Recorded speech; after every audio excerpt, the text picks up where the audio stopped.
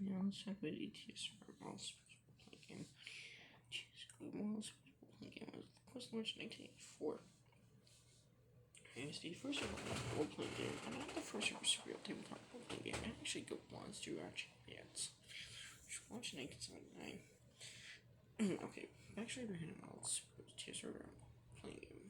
TSR in 1980, 1983 or so.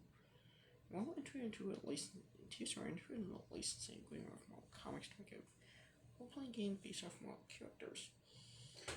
And this actually became a pretty successful game system. Now, unlike other RPGs, which are allowed for character customizations and such, character customize. Unlike most RPGs around the story, which gave players which relied heavily on customization for players to create their own characters. Most RPG actually allowed players to set the role of any pre-existing Marvel character, whether it be Hulk, Spider-Man, Captain America, and other popular characters like Fantastic Four, Namor, or like other characters like X-Men and the Fantastic Four.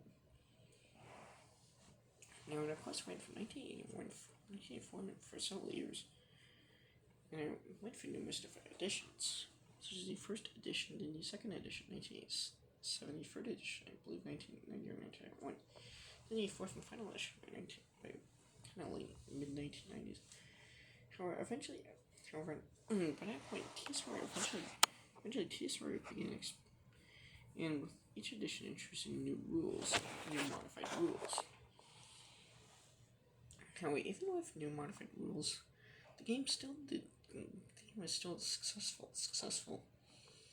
However, the game unfortunately was ultimately ended, not due to declines, not necessarily just due to decline sales, but due to licensing difficulties between TSR and Marvel. At that point, both TSR and Marvel were experiencing financial problems.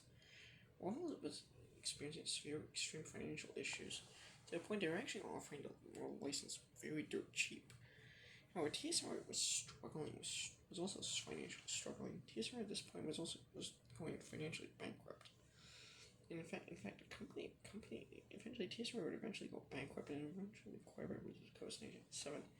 So due to TSR's financial problems, they could no longer afford to pay Marvel licensing royalties for usage of characters. Marvel eventually TSR eventually lost licensing, gave up, canceled the game, and ended the game. Despite that, it's still common and still played by some RPG and comic book enthusiasts. Often remembers the first really good example of a licensed superhero RPG. So